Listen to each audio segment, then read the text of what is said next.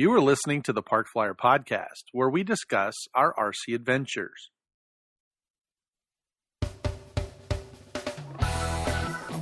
Welcome to the Park Flyer Podcast, where we discuss the ups and downs of the new RC Flyer. Join your hosts, Michael and Jay, as they take flight at the park. Now on with the show. Well, hello everyone. Welcome again to the Park Flyer Podcast. I'm Michael, and with me as always is my good friend Jay. And how's it going down in Texas? It's a little rainy. We have rainy. Unfortunately, we have a little guy, a guest in the state, who's causing a little havoc. Not so bad for me, but for our good folks or listeners in Houston are having a tough time with him. So I'm experiencing one of my first hurricanes. Harvey showed up in Houston. Yes, so he if did. you're in Houston listening to us on the podcast, it's a good time to fly some seaplanes down there. Absolutely. It's like rescue seaplanes. Yeah. Well, hopefully you're okay. And if there's, places to go or things to do, make sure you get out of the water and try to stay safe. So. Absolutely. Well, tonight on the Park Flyer Podcast, we have Alaska Mike. Last time we talked about my my Yak 55, and we were trying to get Mike on the horn, and it wasn't working out. But tonight we have him with us. So, Mike, welcome to the Park Flyer Podcast. Thanks, guys. I enjoy being here. Well, we enjoy having you. It's always fun to talk about your experiences up there in Alaska. And it seems that the last time we talked to you, we did a whole podcast on your tame cat build. But this time you actually went out and flew it again. So you remaden it, I believe? Yeah, that's right. Tell us how that went. So it went well. I mean, the plane flies really nice, and I really like it. They give you like low rates and high rates and stuff like that to adjust. And I found that the low rates are too shallow for me, but they really make it very tame flyer. So I understand why they have it set that way. Tame enough to crash? Say that again? I said tame enough to crash? That's the point of having the tame cat, right? I don't like crashing it, so that's what you're saying. I don't want to crash it. Right. So that's why they call it the tame cat. So the problem I had though was that because I fly off a grass field, the wheels aren't very tall, so there's very little clearance for the prop. So I did a lot of grass cutting when I tried to take off, and so ended up having to do full throttle takeoffs with the elevator fully pulled back, which is scary once it gets up to speed because it, jumps right in the air. And so, I didn't like that the way that worked. I end up breaking a prop, which makes sense, right? You're whacking the grass, you're going to break a prop. True. And so I put a new prop on it, but I also made myself a wheel. I made a wheel out of foam and a piece of wood. I found some round circles at Joann's fabric store. They sell other hobbies, craft stuff. And I took one of those wheels and put a little hole in the center, and then I glued some foam to the side so that it had some width. It wouldn't be just a really thin piece of wood. And that worked out pretty well. What kind of foam were you using? I just used Depron, just to give it some width. And then I put a piece of a rubber band around the whole wheel so it's basically a wheel. Right. So it's got a little grip to it there. I didn't need that for the grass, but I did it anyway just to see, So now is it taller or wider or both? It's taller, yeah. So it's I went from an 1.5 inch wheel, I think they are, to a 3-inch wheel. I think I doubled the height, or maybe it was 2.5 inch wheel. And that's on the nose gear only, or did you do the main gear nose gear as well? only. Yep, I didn't do it on the other ones. I just did it on the nose gear. So now it sits kind of a little more nose up, right? Yeah, which is perfect, right? Does it take off differently with that? I mean, because now you've got it in a little bit more nose up setting. Yeah, but it doesn't really affect it too much. It probably takes off sooner, certainly because I'm not cutting any grass anymore. Sure, but no, it didn't. It didn't really. It's not terrible to it. So it didn't change the characteristics or anything of it. Not drastically so. Wow, that's good. I mean, that's interesting. For me. Yeah. The interesting thing is that I was telling you guys that I think that the prop I bought, it was probably one of the most unbalanced props I've ever bought. Now, who is the prop by, or is it just a Chinese knockoff? It's a Chinese knockoff. In order to balance it, and this is just to get a weight, to figure out what kind of weight I needed to put on it, or what I needed to sand off or whatever from the prop. I needed a piece of electrical tape the length of one side of the prop. So it's a 10-inch prop. So basically 5 inches of electrical tape in order to balance it. Nice. But the tape is the weight, right? You had to add that much weight to one side?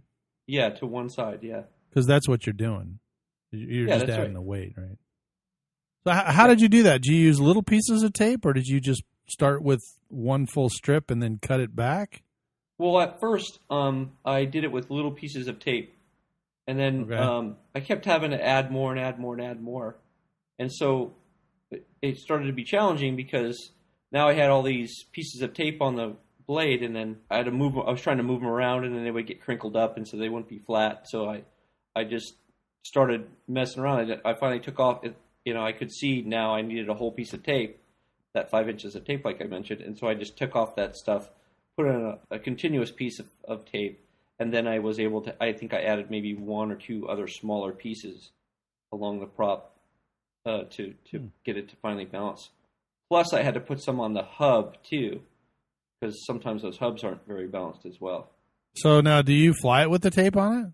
No, the intention was just to get it to balance so I could know how much weight and where to apply it. Oh, I see how you did it. Okay. So now I have this piece of tape that, now I'll know how much I need to add. So that was just your mock-up. Yeah, it's my mock-up, so I could balance it. Oh, that makes sense. Do you do that too, Jay? No. I usually, I'll just go ahead and go to just go and balance it. Like I used to do that, and now I just whip out the nail polish, or I whip out my Dremel tool and start, whacking the blade and just taking material off. Oh, I gotcha.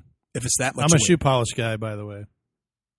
A shoe polish? I use shoe polish. Yeah, I use clear nail polish, not shoe polish, nail polish. Shoe sorry. polish. That's pretty shoe shiny polish. prop. Yeah, that's right.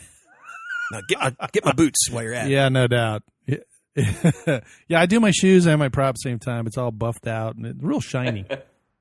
I see. No, I use the clear. You can go to the dollar store or whatever and get that real cheap clear nail polish, and it has the brush and everything in it, which is very convenient. And so I'll put it on the balancer, and I have the the big Great Plains balancer, so it's got all the rods and everything. So I'll put it on the desk, and then I'll put the prop on there, and I'll spin it until it stops, and then I'll just take the a little dab of clear nail polish and just run it along the back of the prop till it balances. I just keep adding it till it balances. Yeah, I'd have probably been there a long time to do that, to figure out where the balancing was. So for me, the tape went a lot smoother. I have used Scotch tape before on smaller props and just left it on there, and that worked. Yeah, like the GWS props and stuff like that. Yeah, GWS. Yeah, right. It doesn't come off.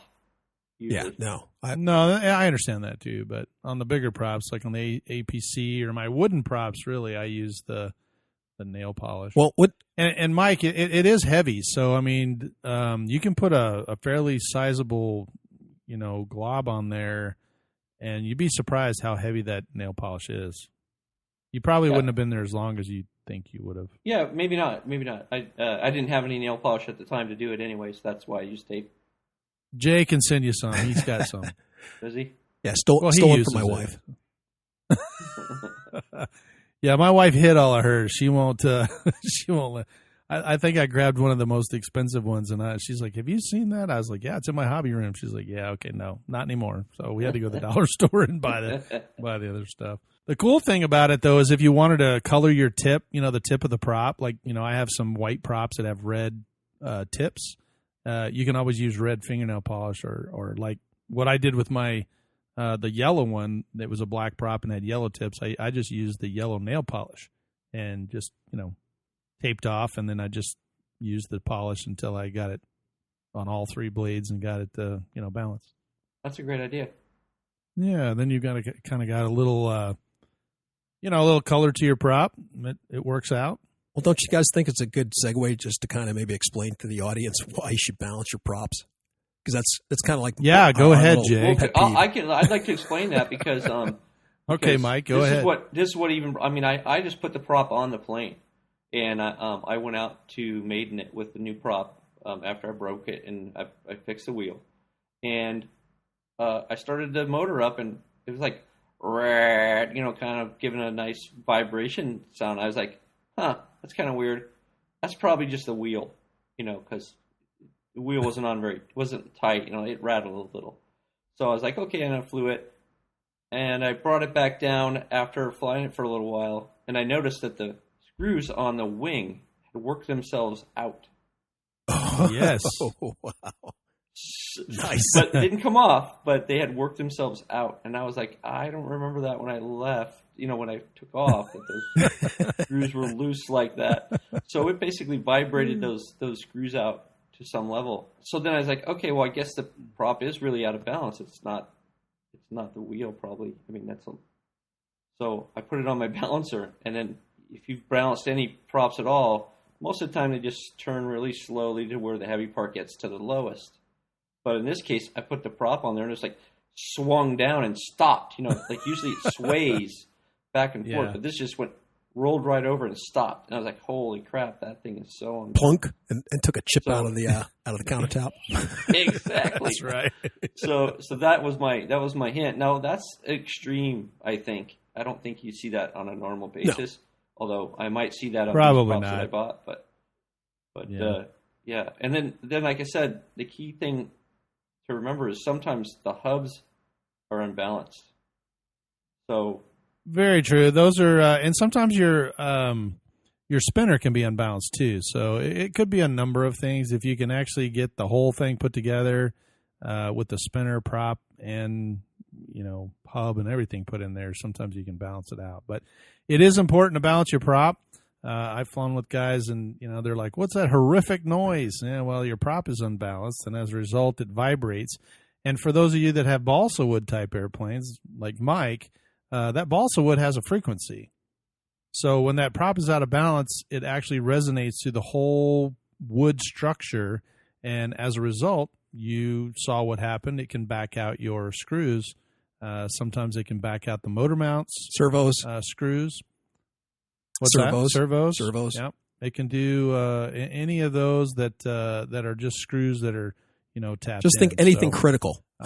It'll only screw out the ones that are critical. Yes, yeah, those worthless ones that you have put in for the there pilot for looks. or something like that. Exactly. Right.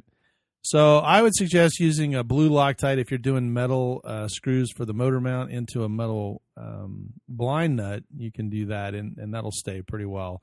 And then if you're just screwing like a servo down into wood, I would use some CA, some thin CA, and it'll harden the wood and kind of make it a little bit tougher to back out. But if you just did it into balsa wood, you can pretty much expect some of those to be very loose if you're flying around on an unbalanced prop. Right. And like you said, 9 times out of 10, you'll hear it. I mean, after a while, once I kind of got hooked on balancing props, after a while, I could hear if anybody else was flying a plane that had an unbalanced prop, or one of my own planes was, the prop was really unbalanced. And like you said, with a balsa plane, not only does the balsa vibrate, but it also vibrates like the monocoque or whatever that's on it, and it makes an echo chamber, and you'll just kind of actually sometimes it'll sound really cool. It'll make your plane make this really good roaring noise, and you're like, wow, that's really cool on an electric motor, even though pieces of it are falling off as you're flying, but it does happen. But well, I'm glad you were able to catch that, Mike, and and knock it out. Nothing catastrophic happened. That's true. Yeah. Could have been the end of that plane for sure. Yeah. Well, it sounds like you were successful with it, so that's the most important part. Are you still liking flying it? I know last time we asked if you really enjoyed it. You said you did, but now you've got how many flights on it now? Probably 5 or 6. Okay. And that was still enjoyable? That was before I broke the prop, right? And then I just had one. After, because the prop wasn't working very well, so I didn't fly it after that. I gotcha. But you've flown it since you put the new prop on? Yeah. That's where the screws almost got backed out. Right. Okay. But not the New Balance prop, just the new prop. I got it. That's when I decided maybe I should balance the thing. Yeah, after the screws back out, it's always it's never good to have a crash and then go, wow, I should have done something different. So I agree. So Totally Alaska, Mike. So Totally basically, to finish up on the for your prop, so you went with electrical tape. You finally just got electrical tape to the thickness you wanted, or did you remove some material then put the electric tape on the other blade? Or I kind of no, I just did the electrical tape directly. Okay. The goal was to figure out how much tape was going to be needed, Right. and then from there I would decide, well, maybe I should sand it, or maybe I should use nail polish or whatever. Right. And so, but at this point, it's just balanced with the tape. Okay, So that's pretty good. I'll need to balance it. Well- I'll need to balance it differently. If I believe the tape's going to fall off, that's what I'll have to do. Well, I will say for most folks, for myself, for your situation, if something's that badly out of whack, I will take, the Dremel, or I'll take my, I'll take a piece of sandpaper and sand it.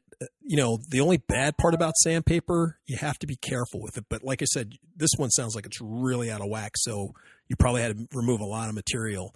So it's okay to use like the Dremel tool, with the drum sander, and kind of take some of that, material off. I know that when you have something that's a little closer, where it does the more of the slowly, coming into range or whatever. That's why I kind of like, as Mike down in Arizona likes to do, I like to use the nail polish because, you put a nice dollop of that on and you can spread it out. You could put quite a bit on, and after it hardens, it stays on. It doesn't fly off. Not that, transparent tape on a GWS prop, really, it never really came off. The only thing I'd say that happened to it, or for the tape coming off, is that the more, like if it's a model you really fly a lot and you fly it outside, sunlight hits it and it deteriorates the tape, and it kind of flings off after a while. And that's just another, I haven't really have it, come off unless you have a strike against the ground where the nail polish will actually come off. So I'm really a big fan of the nail polish. Me too. Yeah, I use it a lot. Actually, that's all I use. I don't think I've ever used tape. I have had the nail polish come off on me before. Oh, you have? And it's probably because Seriously? I needed to, you probably need to sand the Did you prop put bit like a before big you do that, right? drop on there, or did you kind of paint it on? I don't know. I think we lost You him. lost them. Well, Mike, thanks for joining us on the Park Flyer podcast. Up in Alaska, he can only have a half an hour on the phone. They yank him. Well, I feel terrible. I was going to ask him to stick around. There's only for the one rest of the line, podcast. and there may be a squirrel or a moose. And his turn was up. Needs to make a call. It's like prison. The guy behind him's like, my turn, and he unplugs Exactly. Just hangs up the That's phone. terrible. Next. Yeah. Yep. It's just I feel it's just bad. us two. Well, Jay, you have a new build, I do. and let's talk a little bit about your build, because we mentioned it last time, Yeah. and you said you got a SU35 from Hobby King, of all places. And normally when we get a Hobby King plane, we normally have to modify the heck out of it, right? For some odd reason. And it's usually because there's something wrong with the model, and then we have to jump on it and modify it. This one really, it's been a long time since I've gotten a plane, and I've noticed that the plane really doesn't have any problems with it.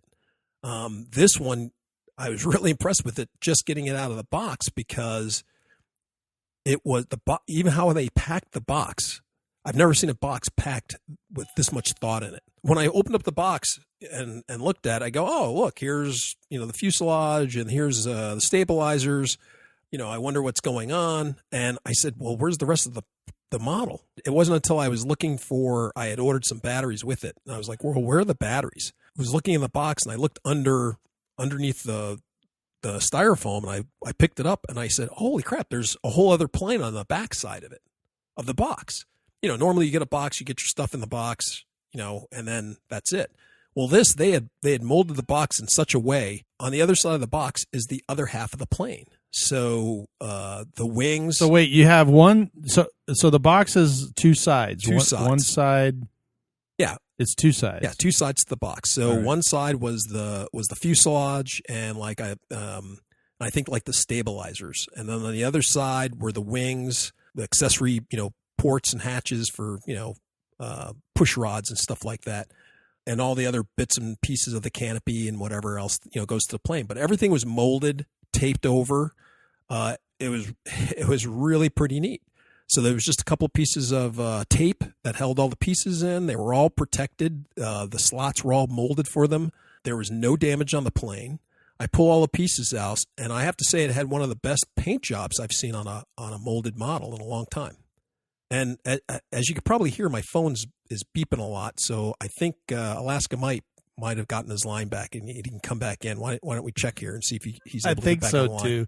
I just got a message, but Mike, you're still with us, right? Yeah, I'm back. Oh, he's back. Oh, good, he's back. Yeah, I So, punched that guy in the nose, and now I got the line back.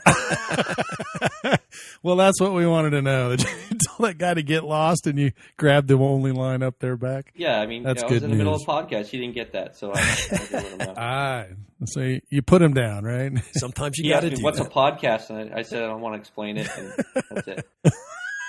You eat that with cheese. That's pretty funny. Anyway, It's just glad to have you back on. so when you so Jay, Yeah. when it came in the box, I'm sorry, it was painted in like regular colors, so you didn't have to do any painting No- or anything. no It already painting- no and painting at it's all. foam, right? Yeah. We're talking about a foam. Yeah, so the foam's all painted. It had a really nice paint job.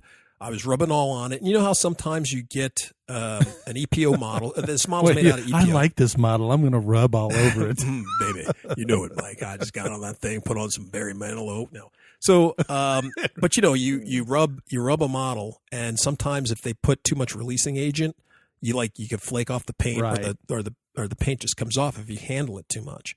Well, the paint job True. on this thing was really nice. You could really manhandle it, and the paint didn't flake off or come off or anything. And I was kind of impressed with that. And it was rather well masked and painted, and I like the paint job. And then they give you a roll of stickers to put on it however you want later on, so you can make different models. So I was really impressed with that. The second thing that as I was looking through the parts, and as you know, for most of the Chinese models that you may get, sometimes you have a nice model, but they give you like the flimsiest hinge, or you get a control rod and it's paper thin, Right. or they give you like push rods. .001 piano Yeah. wire. It's like you can't even hold it out straight. Yeah. It starts to It's all bend. bendy or something, or in the wind it's getting Right. blown over, that type of thing. It's just these really Sure. substandard parts that they give you. Well, this one, I was really impressed. The control horns were this nice thick plastic. So, it didn't bend, it didn't, roll over sometimes, when they're really thin like that. It was really nice. I was really impressed. Plus, this control horn, you push it through the plastic, there's a hole for it. You push it through the plastic, and then normally you'd have like this little locking tab on the back. Oh yeah, on the other side, it's a little plastic piece that locks right, it and into it's place. kind of like has little ratchet Right, marks in it. right. And you kind of push it through. Yeah. But they're really on most models, they're really flimsy. So you usually would put a little dollop of glue or hot glue on the back of it to make sure it wouldn't slide out. Well, on this one, Right. it made a really firm, one of the real satisfying, manly, click, click, click when you pushed them, when you pushed it down and ratcheted it down. So I really like that. Came with plenty of carbon. So they have one for the wings. They have this one thinnish carbon rod. I'd say it's about 2 millimeters thick. It doesn't seem very thick at all. But the nice part is for the body of the plane, they have 2 square tubes of carbon tubes that go through it. Right where like I said, this plane doesn't have a propeller on the front of it, or it's not an EDF. It has a prop, and it's mid-bodied, so it's right in the middle of the body. And so basically, this plane is sent to you in 2 halves, and so that's kind of like the way it's packed. It's the one half on one side, so wings on the other side, type of thing. And so where it joins together, it goes on these carbon tubes and kind of snaps together, and then you glue it down. And so you get a nice stiff body. The wings are attached to those right where those carbon rods are, square tubes are. So it glues in, and you don't really need a huge wing spar because everything's kind of glued really tightly together. So I'm quite impressed. I really did like the way this model was put together. And this is a mid body propeller, right? So if anybody out there has flown like the profile style planes made out of blue core or just foam board, and you built a plane that just it was mid where you had the engine mid bodied, and we made a lot of these like profile style planes. This is exactly like those, except that it has way more detail. Because it has a canopy that you can put a pilot in, so it's not a flat it's a molded mid body prop. It's a molded EPO mid body prop plane. So and I was just intrigued with it because like I said, we've flown lots of these planes. They fly really nice, and I just saw the detail in this one, and I was like, let me go ahead and get that. That looks pretty cool. It sounds cool. I'm excited. It does. It's got a Russian paint job, or what kind of paint it's job set up with a typical Russian paint job for that particular series of plane. And the thing that's nice is that they give you a roll of stickers, so you can kind of set up, I think, like 2 squadrons, different stickers that you could put on it. So that's kind of nice. So you can have. Are they water slide decals, or they're just like vinyl stickers? No, they're not. I don't think they're just plain stick on typical. They come with most of the models, so it's nothing special there. Gotcha. You just peel it and stick it. No water or licking on them required. It's like a stamp, I hate that glue. So how far along are you in the build? I'm about halfway. So I haven't joined the 2 halves together, meaning the front half of the fuselage with the rear half of the fuselage. So I haven't gotten that far, but I've put all the control horns on. I've put I would say is the canopy on, but the canopy's in 2 sections. So I know how that's kind of hard to explain. Well, it looks like the section where you would put the battery in that first half of the fuselage. They give you a cover, and you're like, oh, well, this must be for the battery. No, that's just the first half of the aircraft. And then so you have something that looks like a battery hatch for putting the batteries on, but it goes pretty much from the nose cone back to where back to about the body of the plane. And the actual canopy that you can see through sits on top of that. So first you have to glue down that first part. And so I glued the first part on. I haven't put the canopy on. And it just lays right in there. It's all slotted. So you just put some glue in, just put it in after you put your pilot in. So I'm right at that stage, and I think I've glued on like the spar for the wings. And basically you don't glue them into the wings because you put the wings on last. So you glue it to the body first and then slide the wings on. You know what I mean? So I've done that. So, how big is the wingspan? I'd say the wingspan is I guess about 20 inches. Yeah, thereabouts. And the plane. Wow, so that's almost 2 feet long, 2 feet wide. Yeah, so it's I want to say it's about almost 2 feet wide. So it's a fairly large. It's a fairly large model. Yeah, it's fairly large. It was bigger than what I thought it was. And then it's, I don't know. Let's see here. I'd say it's about. I'm whipping out my quick measuring device here.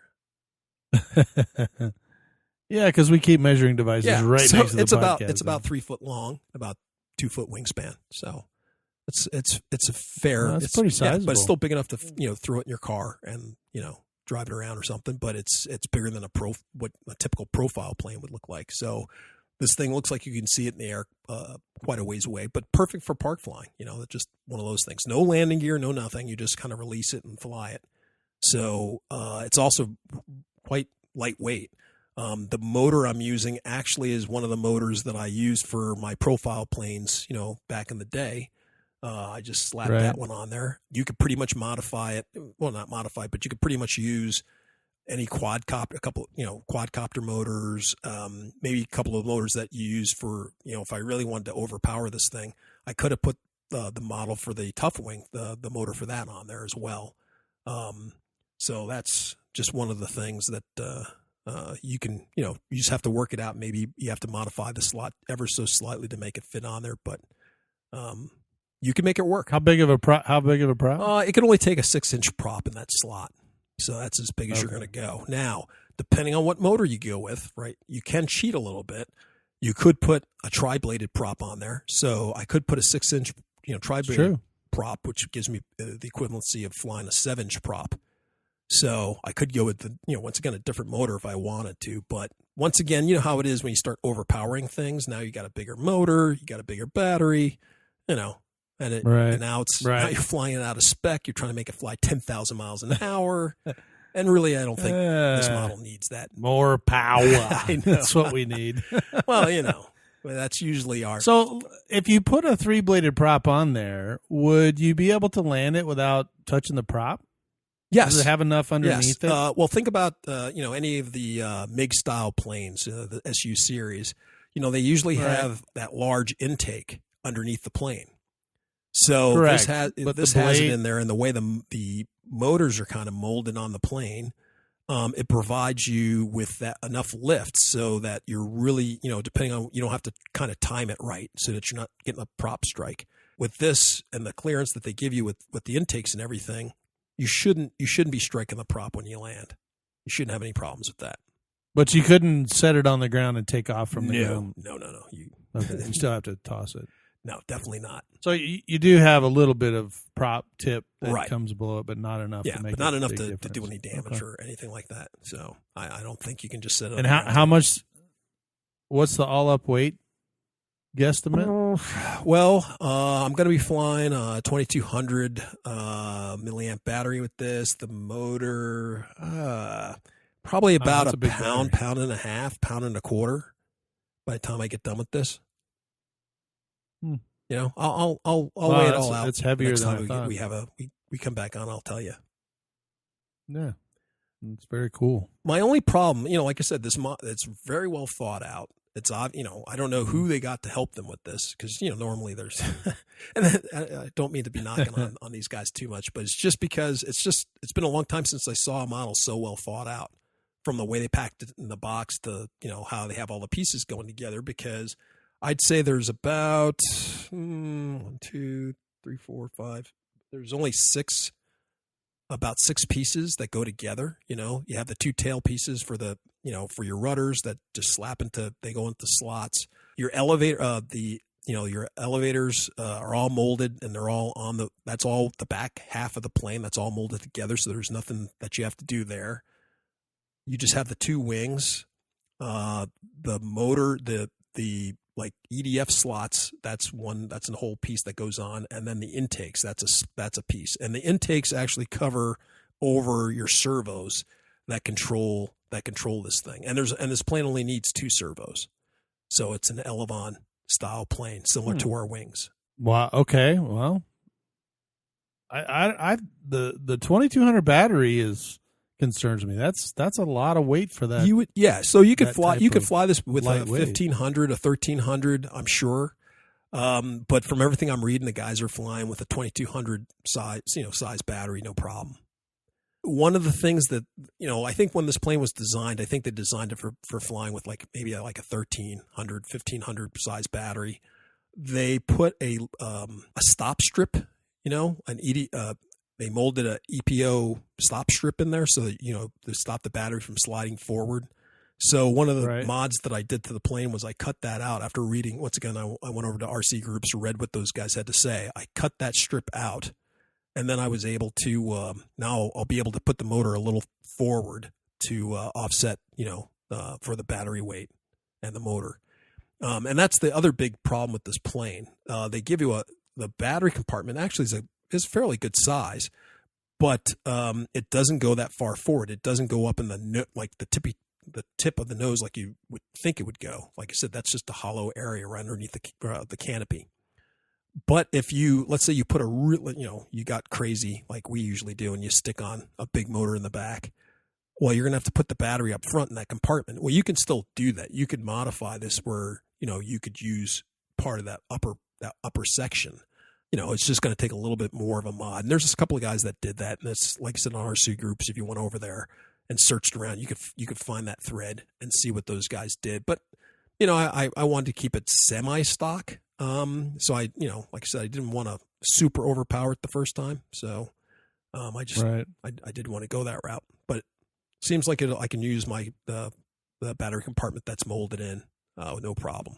Well, and the paint job is kind of interesting too because it's two different colors, right? It's got a gray on the top and Actually, it's green on the bottom. It's 4 different colors. So they have a gray that goes on the nose, highlights it a couple of places, and on the tailpipes. Then they have a gray that's the primary color that goes over most of the body of the plane. Then they have what is that?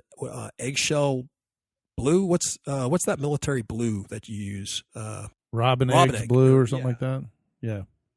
That's the one I use for my A4 on your A4 I think. that you painted. Right. So it's that color blue on the bottom of the aircraft, and then they have a gold, and that goes on the intakes of the engines, and along the engine pods themselves are painted this gold color. So it's quite striking. Nice paint job. Now, of course, I said it had a great paint job, and I was handling it and had no problems.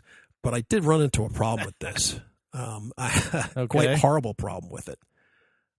Okay, so it's EPO. You could use whatever you want to assemble this. You could use GWS style glue. You could use, whatever you use for glue. Most EPO builds. You could use CA, that type of stuff. Well, I decided to use CA because one of the things I read about the model was that although the model looks good, it's well thought out how they made all the pieces fit. Well, I guess when they do the molding, when things pop out of the mold, they don't actually fit right. They fit, but they don't fit. They just don't lay on top of each other perfectly. Right. Well, because there's a little bit of a gap. Right. There. So you get some gaps. So what I noticed is that when you applied pressure and held the pieces, and pushed against the plane and everything got all nice and tight, and everything fit perfect. So what I reckon was happening when these guys were gluing it together, they'd put on the glue, put the pieces together, and then they just let them, form up. So I was like, well, if I use CA, then I can, I could run CA around it, thick CA, push the pieces together, and then I can hold a piece, spray our kicker on it, and just go around the plane, hold it nice and tight, even everything up, and I can get it all nice and flush. And it looked like that was working until I sprayed on the kicker. And although the plane, went together fine and the paint job seemed really well, I had no idea. But when the kicker touched that paint, that stuff just started sliding off and having problems, dude. And so I'm sitting there trying to spray the kicker like right on the seam so that it would just run along the seam or something. And right. I could have done this, but I wasn't thinking too well. And as you know, a kicker, when you spray it, sometimes it sprays to the right, sometimes it sprays to the left. It never sprays where you want it. So never. It just sprays all over. The last time Michael was down here helping me put my Stuka together, he was like trying to get some thin CA in places, and the nozzle was too big. It was pouring down his arm. He's glued himself to my mom's table. And I said, well, why don't you use one of these? And I kind of hold up a little bulb with a little, nice microscopic end that you could just, put a little dab right where you want it. And he's like, oh, yeah, that would have worked, So in this case, had I went and got that thing and just sucked some of the kicker out, I could have just dribbled it right where I needed it, right down the seam, and it probably would have been no problem. But I tried to spray it all over the place, all over the front of the plane, and I basically removed half the paint off of the plane. So I was going to suggest that, by the way, you use that little bulb you yeah. Well, face. Yeah, you use this one. So but it was after the fact. So I think hindsight's 20/20 there, buddy. Yeah, right. So it's kind of like we talked about your cowling. I think last week or so, just how your spray paint and everything is looking good, and you spray painted over another paint, and then it bubbled. Right. Yeah. Then turned into a Picasso, rendering.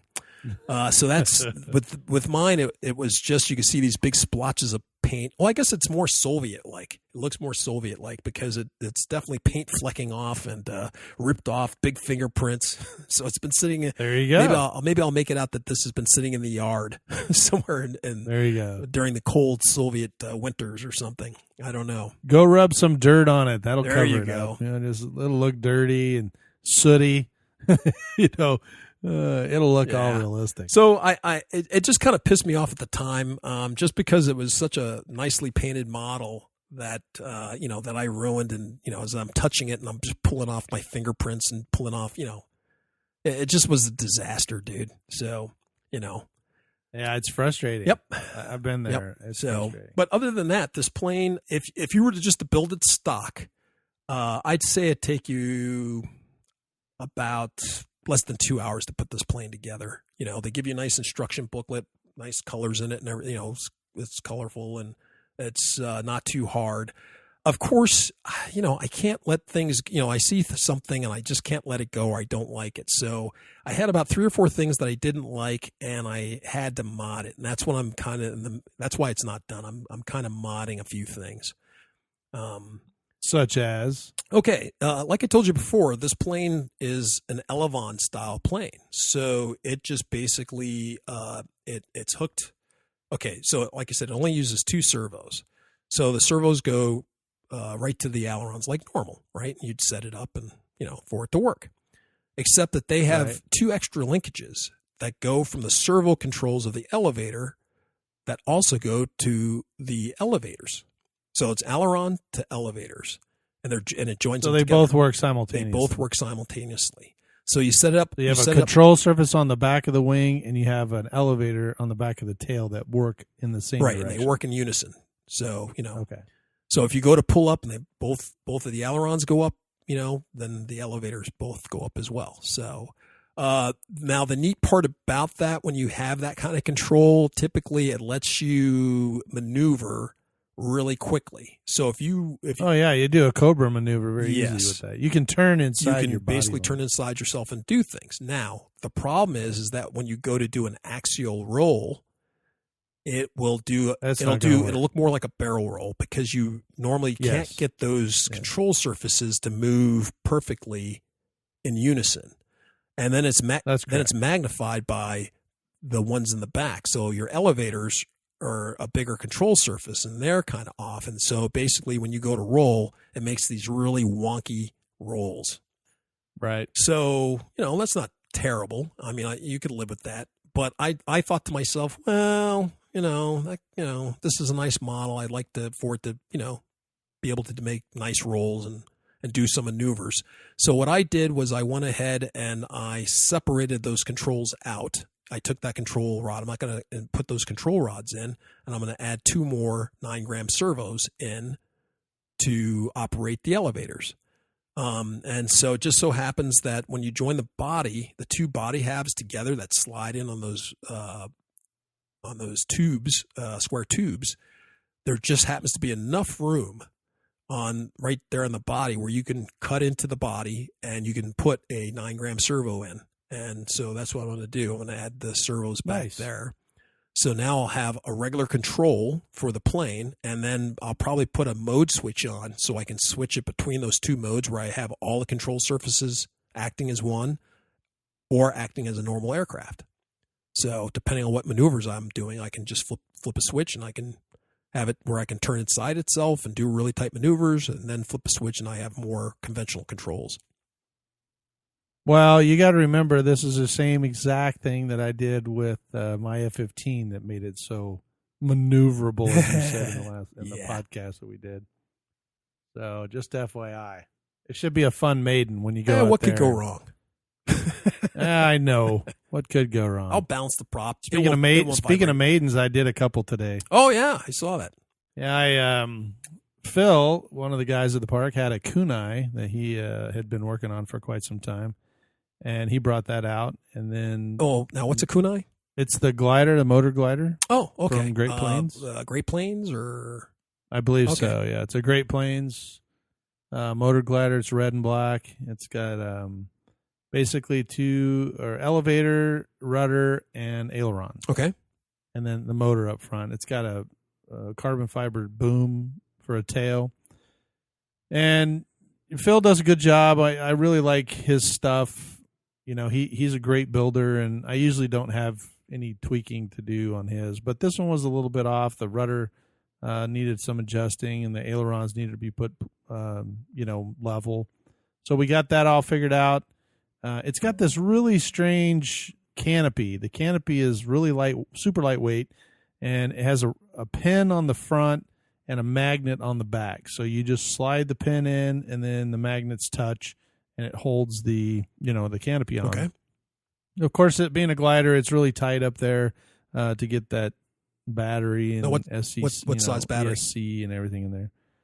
I think it was a 1300. I don't really remember. I wasn't the one that put the battery in. He did. Okay. So I didn't really check. But it's not long, so it's got to be somewhere around 1,000 or 1,300. And anyway, made sure all the control surfaces were working, and we did a glide test. And then the glide test, it wanted to kind of roll a little bit to the left, so I adjusted the rudder a little bit, made sure the ailerons were nice. We did another glide test. It worked perfect. The one thing that I did find about the Kunai, it needed a lot of up elevator. He dialed the rates down. You know, when we did the glide test, it just kind of constantly headed towards the ground. It didn't have this nice, even, glide. So I had to actually put a little bit more up aileron in, or up elevator, and then I adjusted the control throws to be a little bit more aggressive. Could you move the battery back anymore? Because it also sounds like it might have been. I thought about that. It was balanced. The CG was right where it needed to be. There's not a whole lot of room in the front end of that thing. So I could move the battery back maybe a couple of centimeters. A couple of millimeters. So it didn't really move back very far at all. And it kind of hit the ESC and, the wires and stuff in there. I've got the same problem with mine, my hotliner glider. Right. But anyway, it worked out, and we did another glide test. And with that more aggressive up elevator, I got it to glide probably a good 20 yards.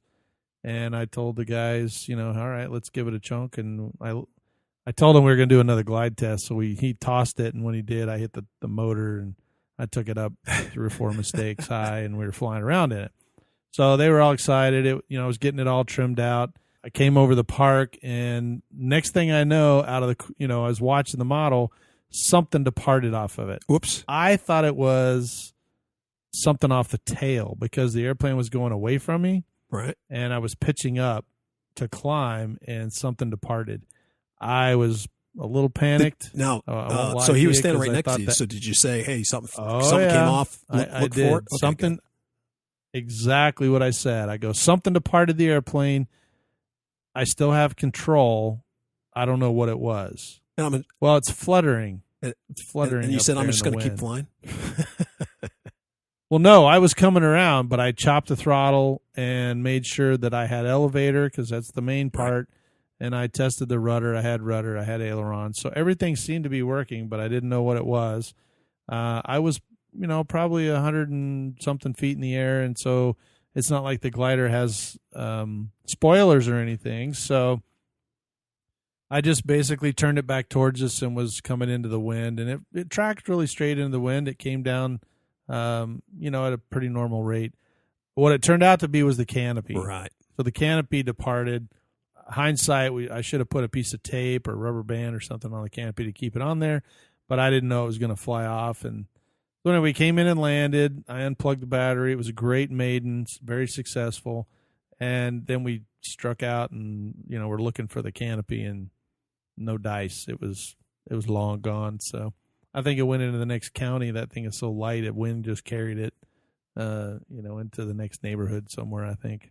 Oh, that's too bad. So, Mike, didn't you also maiden another sort of a wing type plane? I did. Yes, there's another guy. His name's Tom. He bought one of the Hobby King little park wings, and when we brought it last time, he brought it to me last time. I showed up and test fly it for him, and we found out that one of the servos that was in the kit was not acting correctly. When he got the kit, it was kind of bound. He plugged it in and tried to get it to move, and it wouldn't move.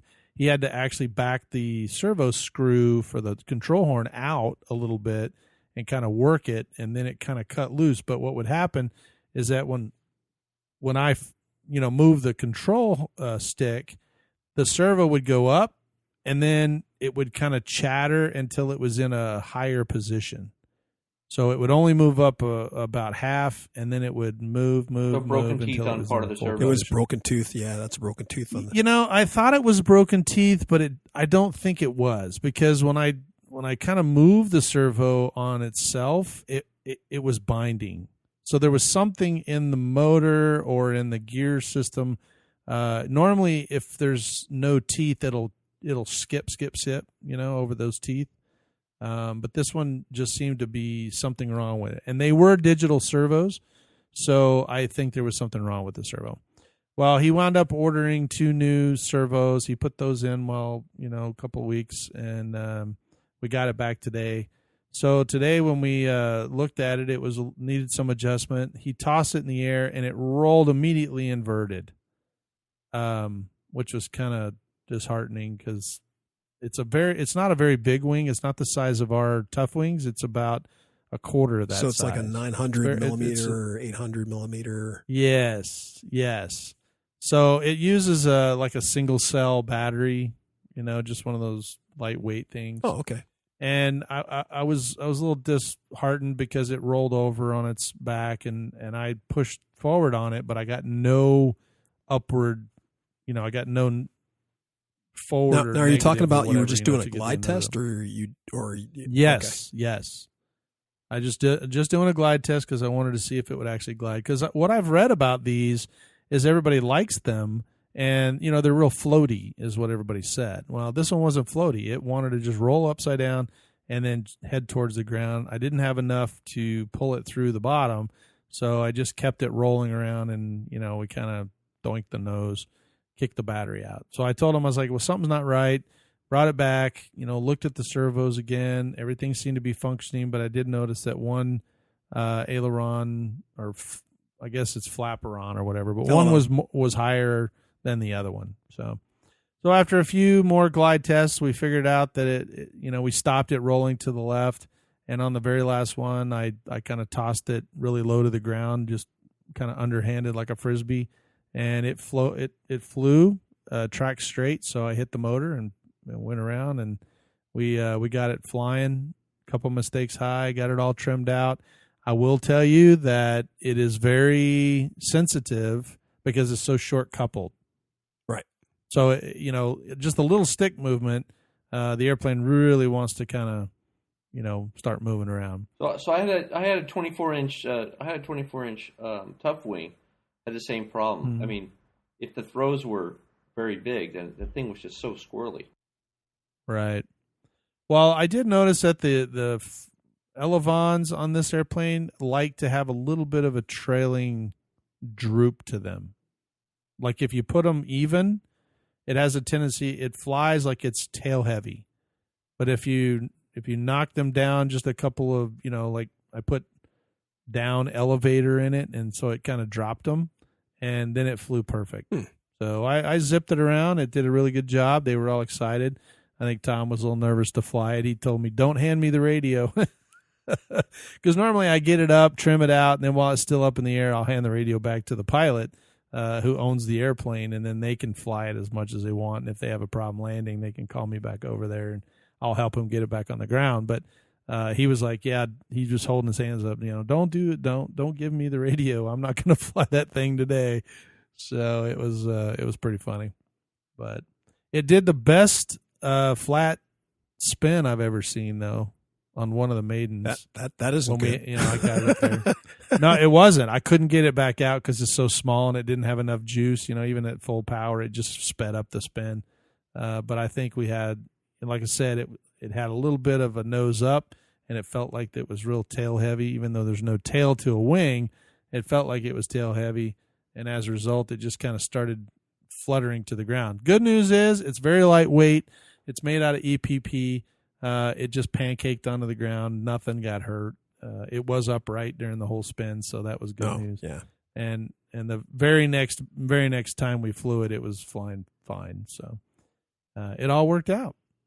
Oh, So that was my two maidens for the day at the park. any other excitement at the park? No, we got a new member. He showed up. He brought a 3D Hobby Shop Edge 540 out there. Ooh. Did a good job flying it. But other than that, it wasn't really a whole lot going on out of the park today. So I did have a chance to go to another park on the kind of several miles away and met that group of guys, and they're a great bunch of guys, and hopefully I'll be able to go back over there and chat with them and see what they've got going on. Now, do they have a name for their little group, or they called it the what did he call it? The Geezer Flight Field.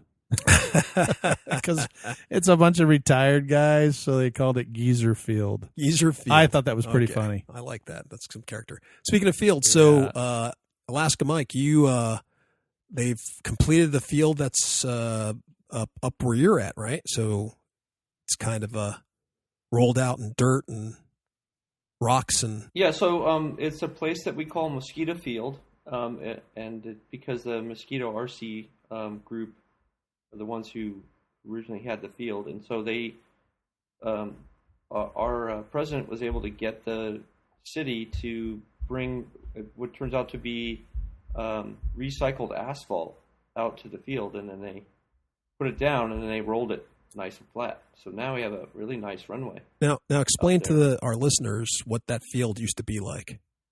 So that field used to be like a gravel, root infested, big rock infested place.